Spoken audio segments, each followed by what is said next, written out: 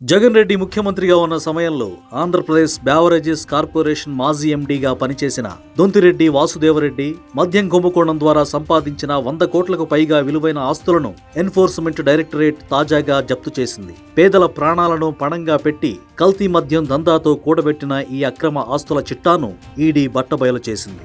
ఈ కుంభకోణం సాగిన తీరును పరిశీలిస్తే 2021 నుంచి 2025 మధ్యకాలంలో వాసుదేవరెడ్డి అత్యంత పకడ్బందీగా మనీ లాండరింగ్ కు పాల్పడినట్లు తెలుస్తోంది. మద్యం సరఫరా ఆర్డర్లు కావాలంటే డిస్టిలరీల నుంచి భారీగా లంచాలు వసూలు చేసేవారు.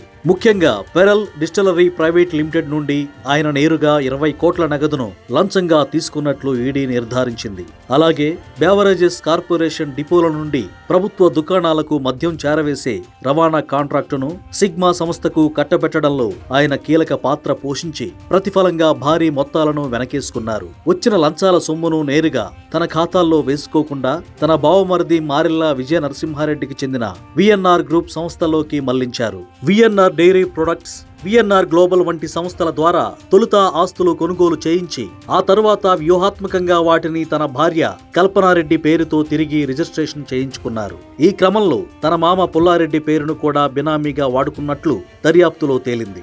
ఈడీ జప్తు చేసిన 95.80 కోట్ల ఆస్తుల్లో అత్యంత విలువైన స్థిరాస్తులు ఉన్నాయి. ఎన్టీఆర్ జిల్లా జగ్గైపేట మండలం గౌరవరంలో 49.05 కోట్ల విలువైన 34 ఎకరాల వ్యవసాయ భూమి, తెలంగాణలోని వికారాబాద్ జిల్లాలో 34.33 కోట్ల విలువైన ఆస్తులు, 1.40 కోట్ల విలువైన హైదరాబాద్ గండిపేటలోని వెన్సా బ్రిజ్ విల్లా, మహేశ్వరంలో 8.51 కోట్ల విలువైన ప్లాట్లు ఉన్నాయి.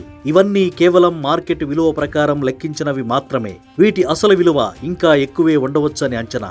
అవినీతి ఆరోపణలతో పాటు సాక్ష్యాలను ధ్వంసం చేయడంలో కూడా వాసుదేవరెడ్డి హస్తం ఉన్నట్లు తెలుస్తోంది. ప్రభుత్వం మారిన వెంటనే కార్యాలయం నుండి ముఖ్యమైన హార్డ్ డిస్కులు, పెన్ డ్రైవ్లు, ఫైళ్లను మాయం చేశారనే ఆరోపణలపై ఏసీబీ కూడా విచారణ జరుపుతోంది. మద్యం కుంభకోణం కేసులో మొత్తం 461.33 కోట్ల ఆస్తులను ఈడీ అటాచ్ చేయగా అందులో సింహభాగం వాసుదేవరెడ్డికి సంబంధించినవే కావడం ఈ కుంభకోణం తీవ్రతను తెలియజేస్తోంది.